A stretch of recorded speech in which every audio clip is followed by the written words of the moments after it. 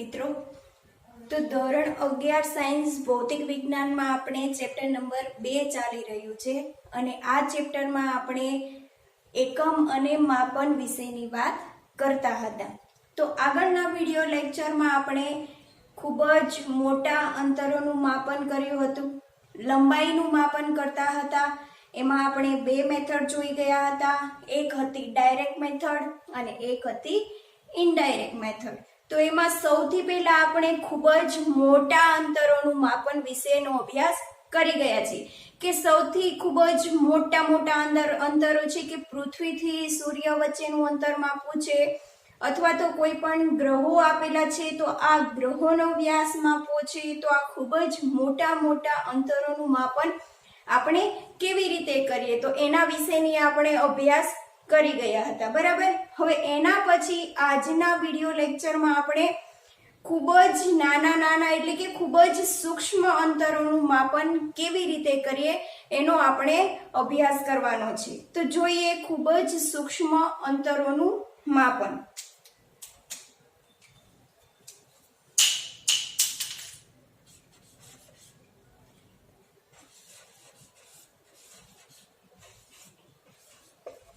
ખૂબ જ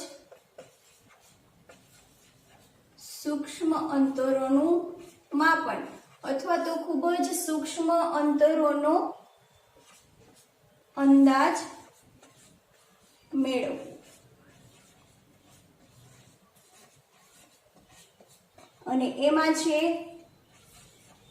અણુના પરિમાણ કે જે આપણી ટેક્સ્ટ બુકમાં એક થિયરી આપેલી છે કે ખૂબ જ મોટા અંતરોનું માપન કર્યા પછી આપણે ખૂબ જ સૂક્ષ્મ અંતરોનું માપન કેવી રીતે કરી શકીએ। તો આપણે જ્યારે લંબાઈના માપનની થિયરી જોઈ હતી એમાં આપણે બે મેથડ વિશેની વાત કરી હતી, એક હતી ડાયરેક્ટ મેથડ અને બીજી હતી ઇનડાયરેક્ટ મેથડ, બરાબર। તો આ ડાયરેક્ટ મેથડમાં આપણે કઈ વસ્તુઓ છે, કોઈ પણ એક પર્ટિક્યુલર સાધન છે, એ સાધનની મદદથી આપણે કોઈ પણ વસ્તુઓની લંબાઈ માપી શકતા હતા, બરાબર। કે ડાયરેક્ટ મેથડમાં આપણે જે વસ્તુ પણ આપણી પાસે છે અને કોઈ પણ એક સ્ટાન્ડર્ડ પર્ટિક્યુલર ડિવાઇસ એટલે કે કોઈ પણ સાધન પણ આપણી પાસે છે અને આ બંને વસ્તુઓ આપણે આ હાથમાં છે, આપણી પાસે છે અને એના દ્વારા આપણે ખુદ જાતે આપણે મેઝર કરી શકીએ છીએ। તો આવી મેથડને આપણે શું કહીએ? ડાયરેક્ટ મેથડ, બરાબર। તો આ ડાયરેક્ટ મેથડમાં આપણે જ્યારે લંબાઈનું માપન કરવાનું હતું તો એમાં આપણે પહેલી વાત કરી ગયા છીએ કે ખૂબ જ સૂક્ષ્મ લંબાઈનું માપન કરવું છે। તો એમાં સૌથી પહેલા આપણે જોઈએ કે માપપટ્ટીની વાત કરીએ, બરાબર। કે જે આપણે આગળના વિડિયો લેક્ચરમાં જોઈ ગયા છીએ કે માપપટ્ટીની મદદથી આપણે જ્યારે કોઈ પણ લંબાઈનું માપન કરવું છે તો માપપટ્ટીની સ્કેલમાં તમે જોયું હશે કે ઉપર લઘુત્તમ માપ લખેલું હોય છે કે આ સ્કેલની મદદથી તમે ઓછામાં ઓછું કેટલું માપ કરી શકો છો। તો એના માટેનું તમને લઘુત્તમ માપ આપેલું હોય છે। તો માપપટ્ટીની મદદથી આપણે ઓછામાં ઓછું કેટલું માપ કરી શકીએ છીએ। તો આ માપપટ્ટીનું તમને લઘુત્તમ માપ આપેલું છે કે લઘુત્તમ માપ કેટલું છે? 1 મિલીમીટર। 1 મિલીમીટર એટલે કેટલા મીટર થશે? 1 મિલીમીટર એટલે 10⁻³ મીટર। કે માપપટ્ટીની મદદથી તમે 10⁻³ જેટલું માપ કરી શકો છો કે આટલું તમે સૂક્ષ્મ માપપટ્ટીની મદદથી કરી શકો છો, બરાબર। કે આ એક તમારી પાસે સાધન હતું। હવે એના પછી 10⁻³ કરતા પણ એનાથી પણ વધારે સૂક્ષ્મ લંબાઈ એટલે કે 10⁻³ કરતા ઓછા માપ તમારે મેઝર કરવા હોય કે 1 મિલીમીટર કરતા એટલે કે 0.1 મિલીમીટર, 0.2 મિલીમીટર કે 0.3 મિલીમીટર। તો આનાથી પણ તમારે સૂક્ષ્મ માપ કરવું હોય તો એના માટે તમારે શું કરવું પડશે? તો એના માટે તમારી પાસે એક બીજું સાધન હતું જે હતું વર્નિયર કેલિપર્સ।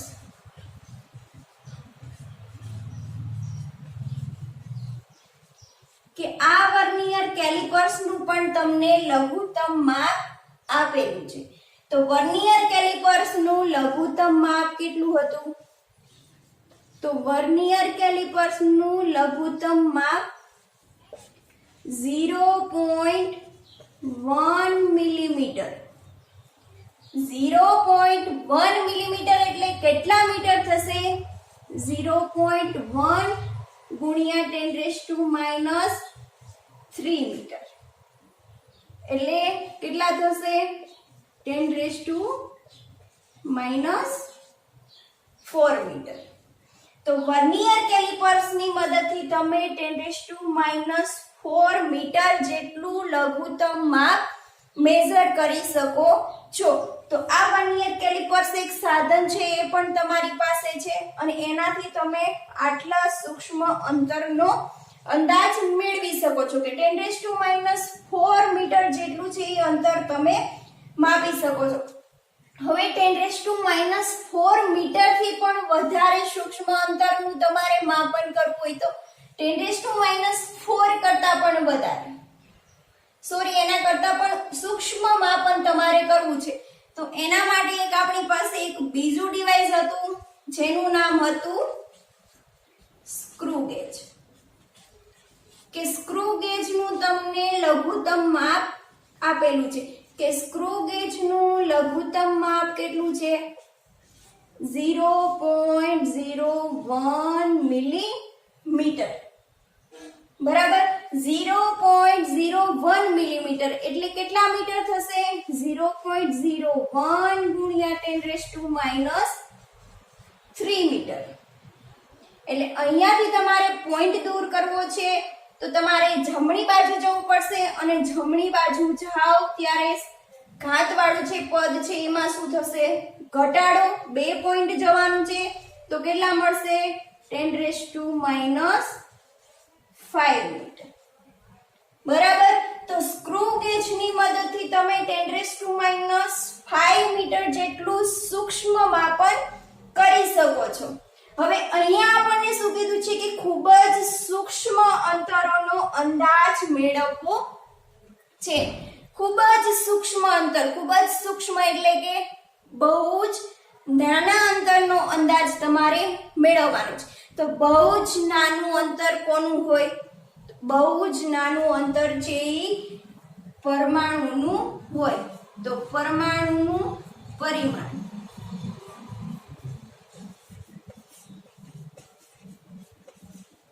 કે પરમાણુનું પરિમાણ તમને કેટલું છે? 10⁻⁸ મીટર થી 10⁻⁻10 મીટરના ક્રમનું જોવા મળે છે કે આ પરમાણુનું પરિમાણ છે એ કેવું છે? ખૂબ જ નાનું છે. બરાબર, તો આ પરમાણુ એટલે શું? તો આપણે બધા વિદ્યાર્થી મિત્રો જાણીએ છીએ કે જ્યારે તમે ધોરણ 9 માં તમે પરમાણુ અને અણુઓ વિશેનું ચેપ્ટર તમે ભણી ગયા છો કે ધોરણ 9 માં આવતું હતું. બરાબર, તો આ ધોરણ 9 માં તમે પરમાણુ અને અણુ વિશેનું જે ચેપ્ટર ભણ્યા હતા તેમાં તમે સમજી ગયા હતા કે પરમાણુ એ શું છે. બરાબર, તો આપણે જાણીએ છીએ કે કોઈ પણ દ્રવ્ય છે એ દ્રવ્ય શેનું બનેલું છે? કોઈ પણ દ્રવ્ય છે એ અણુનું બનેલું છે અને અણુઓ છે એ શેના બનેલા છે? પરમાણુના બનેલા છે. અને આ પરમાણુના કેન્દ્રમાં શું આવેલું હોય છે? ન્યુક્લિયસ. અને ન્યુક્લિયસમાં શું હોય છે? ઇલેક્ટ્રોન, પ્રોટોન અને ન્યુટ્રોન. બરાબર, તો આ જે પરમાણુ છે એ શું છે? તો ધોરણ 9 માં તમે અભ્યાસ કર્યો ત્યારે મહર્ષિ કણાદ નામના વૈજ્ઞાનિકે જણાવ્યું છે કે કોઈ પણ દ્રવ્ય તમને આપેલું છે, આ દ્રવ્યનું તમારે શું કરતું જવાનું છે? નાના નાના ટુકડાઓમાં વિભાજન કરતું જવાનું છે. બરાબર, કે તમે એક દ્રવ્ય છે એના 2 કટકા કરો, પછી એમાંથી 4 કરો, એવી રીતે તમારે ખૂબ જ સૂક્ષ્મ કે છેલ્લો જે નાનામાં નાનો કણ મળે છે કે એ કણનું તમે વિભાજન કરી શકતા નથી. એ કણ કેવો છે કે અવિભાજ્ય છે કે જેનું વિભાજન થઈ શકતું નથી. છેલ્લે જે સાવ સૂક્ષ્મ કણ મળે છે કે જેનું વિભાજન થતું નથી એવા કણનું નામ શું આપી દીધું છે? પરમાણુ. બરાબર, તો મહર્ષિ કણાદે જણાવ્યું છે કે એવો છેલ્લો કણ કે જેનું વિભાજન થઈ શકતું નથી એવા કણને શું કહેવાય? પરમાણુ. બરાબર. અને આવા 2-3 પરમાણુઓ જોડાઈને શું બને છે? અણુ. અને અણુઓ જોડાઈને શું બને છે? દ્રવ્ય. તો આ જે પરમાણુ છે એ પરમાણુનું પરિમાણ આપણને આપેલું છે 10⁻8 મીટર થી 10⁻10 મીટર. તો આપણે તો બધા જાણીએ છીએ કે આપણે છેલ્લું સ્ક્રૂ ગેજની મદદથી કેટલું માપન કરી શકીએ છીએ? 10⁻5 મીટર જેટલું. કે સ્ક્રૂ ગેજની મદદથી તો આટલું જ માપન થાય છે. તો હવે આપણે તો આ પરમાણુ પરિમાણ છે એ તો 10⁻8 મીટર થી 10⁻10 મીટર છે. તો આવા પરમાણુનું પરિમાણ છે એ આપણે શેનાથી માપી શકશું? અહીંયા એક આપણને પ્રશ્ન થશે. બરાબર. સ્ક્રૂ ગેજ તો આપણે ઉપયોગમાં આવશે નહીં. તો આવા પરમાણુનું પરિમાણ આપણને મેળવવા માટે શેનો ઉપયોગ કરવામાં આવે છે? તો સૌથી પહેલા ઓપ્ટિકલ માઇક્રોસ્કોપનો ઉપયોગ કરવામાં આવશે.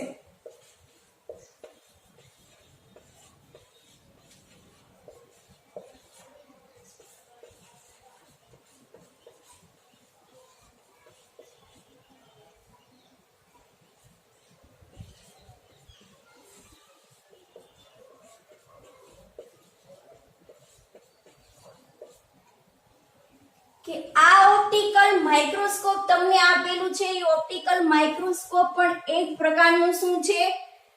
પરમાણુઓનું પરિમાણ માપવાનું એક પ્રકારનું શું છે? સાધન છે. બરાબર. કે આ સાધનની મદદથી આપણે શું કરવાનું છે? કે પરમાણુઓનું પરિમાણ માપવાનું છે. તો આ ઓપ્ટિકલ માઇક્રોસ્કોપ આવેલું છે એના દ્વારા આપણે કઈ રીતે પરમાણુનું પરિમાણ માપી શકશું એના વિશેની વાત કરીએ. તો આ ઓપ્ટિકલ માઇક્રોસ્કોપમાં શું આવેલું હોય છે? કે વિઝિબલ લાઇટ આવેલી હોય છે. વિઝિબલ લાઇટ એટલે શું? જેને ગુજરાતીમાં કહેવાય દ્રશ્ય પ્રકાશ. કે આ ઓપ્ટિકલ માઇક્રોસ્કોપમાં છે ને વિઝિબલ લાઇટ આવેલી હોય છે, દ્રશ્ય પ્રકાશ. તો આ વિઝિબલ લાઇટ છે ને એને આપણે જે વસ્તુ આપેલી હોય છે કે કોઈ પણ એક ઓબ્જેક્ટ છે, વસ્તુ આપેલી છે, આ વસ્તુ ઉપર વિઝિબલ લાઇટને શું કરવામાં આવે છે? એના ઉપર ફેંકવામાં આવે છે. અને આ વિઝિબલ લાઇટ છે એ કેવી રીતે હોય? તરંગ સ્વરૂપે જોવા મળે. બરાબર.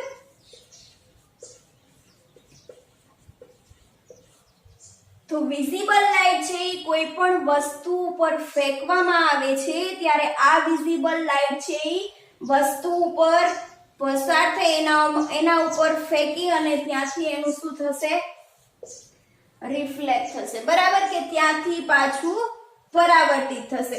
અને આ ઓબ્જેક્ટનું જેટલું પરિમાણ હશે એ આપણે ઓપ્ટિકલ માઇક્રોસ્કોપની મદદથી મેળવી શકશું.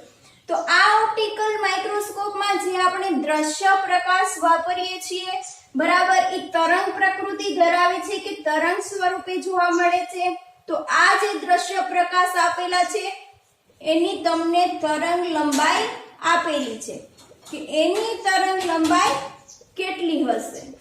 તરંગ લંબાઈ આપણને આપેલી છે કે એ દ્રશ્ય પ્રકાશની તરંગ લંબાઈ છે 4000 એંગસ્ટ્રોમ થી 7000 એંગસ્ટ્રોમ.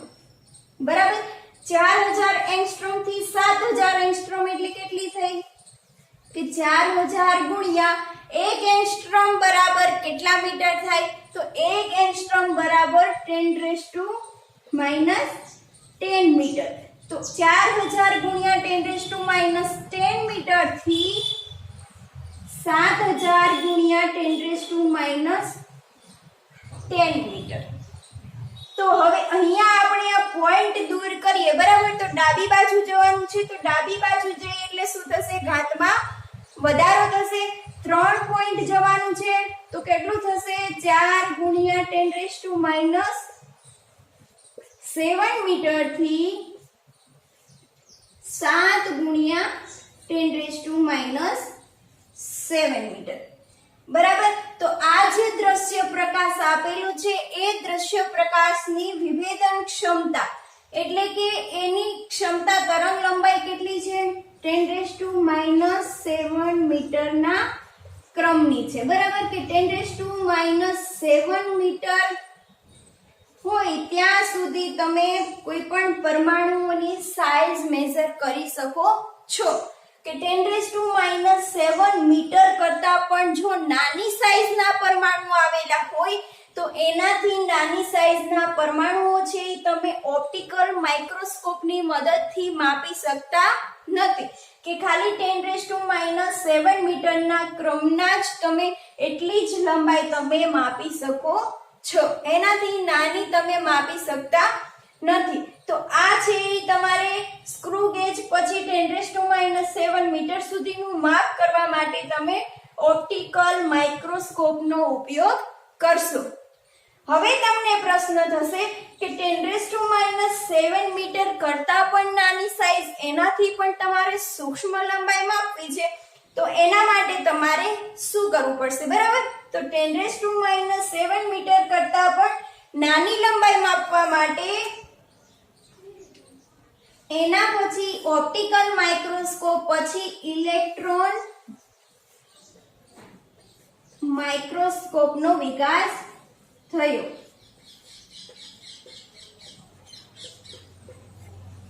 કે ઇલેક્ટ્રોન માઇક્રોસ્કોપ છે એમાં જેવી રીતે ઓપ્ટિકલ માઇક્રોસ્કોપમાં તમે દ્રશ્ય પ્રકાશનો ઉપયોગ કરો છો એવી જ રીતે ઇલેક્ટ્રોન માઇક્રોસ્કોપમાં તમારે શેનો ઉપયોગ થાય છે? ઇલેક્ટ્રોન બીમનો ઉપયોગ થાય છે. કે ઇલેક્ટ્રોન બીમની મદદથી કોઈ પણ વસ્તુઓ છે કોઈ પણ ઓબ્જેક્ટ છે એના જે પરમાણુઓ આવેલા છે એ પરમાણુઓની સાઈઝ તમે મેઝર કરી શકો છો. આ ઇલેક્ટ્રોન બીમ છે એ પણ તરંગ પ્રકૃતિ ધરાવે છે. તરંગ પ્રકૃતિ ધરાવે છે એટલે કે તરંગ સ્વરૂપે જોવા મળે છે કે કણ સ્વરૂપે હોય નહીં. કેવા સ્વરૂપે હોય? તરંગ સ્વરૂપે જોવા મળે છે. અને આ ઇલેક્ટ્રોન બીમની વિભેદન ક્ષમતા કેટલી છે? તો આ ઇલેક્ટ્રોન બીમની વિભેદન ક્ષમતા 1 એંગસ્ટ્રોમ કરતા પણ નાની. 1 એંગસ્ટ્રોમ કરતા નાની એટલે કેટલી થશે?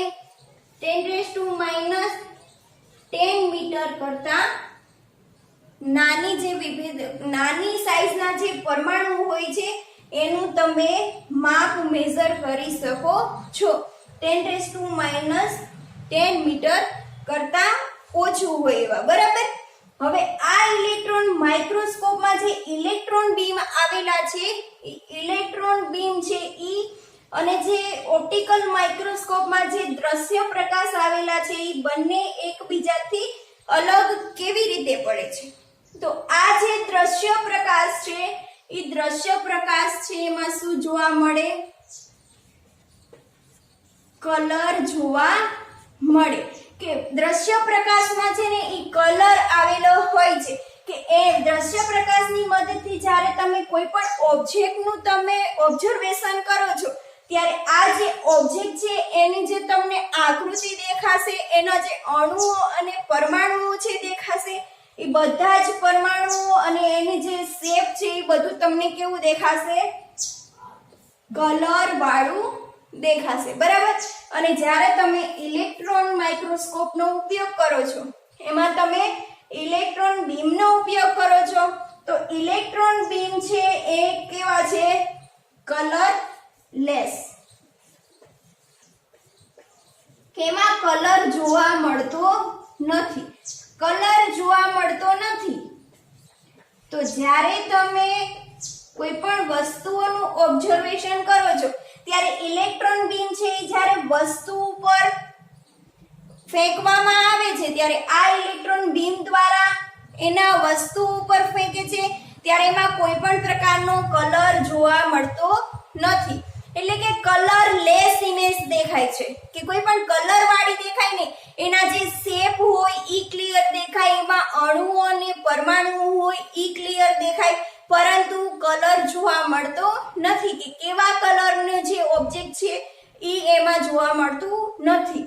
કલરલેસ ઇલેક્ટ્રોન બીમ હોવાથી એની જે ઇમેજ આપણને જોવા મળે છે એ કેવી મળશે? કલરલેસ. બરાબર. તો ઓપ્ટિકલ માઇક્રોસ્કોપ પછી ઇલેક્ટ્રોન માઇક્રોસ્કોપ વિકસાવવામાં આવ્યા, અને આ ઇલેક્ટ્રોન માઇક્રોસ્કોપની વિભેદન ક્ષમતા છે કેટલી છે? 10⁻10 મીટરના ક્રમની છે. આ ઉપરાંત 0.6 એંગસ્ટ્રોમ 0.6 એંગસ્ટ્રોમના માઇક્રોસ્કોપ પણ વિકસાવવામાં આવ્યા.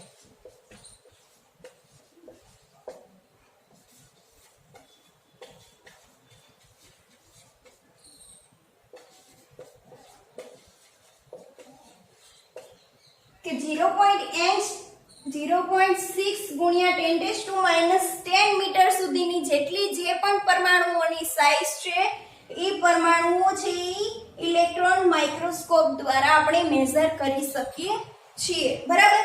હવે 10⁻10 મીટર કરતા પણ નાની જે વસ્તુઓની સાઇઝ છે એ આપણે ઇલેક્ટ્રોન માઇક્રોસ્કોપ દ્વારા મેઝર થાય છે. બરાબર.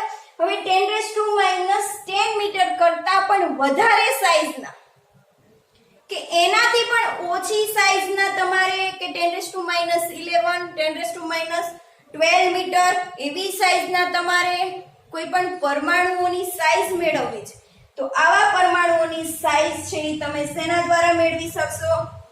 તો એવા પરમાણુઓની સાઇઝ છે ટનલિંગ માઇક્રોસ્કોપ દ્વારા મેળવી શકાય છે.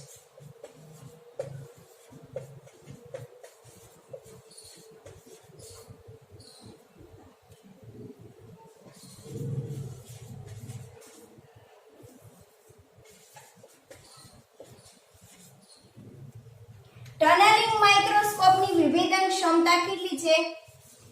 1 એંગસ્ટ્રોમ કરતા પણ સારી.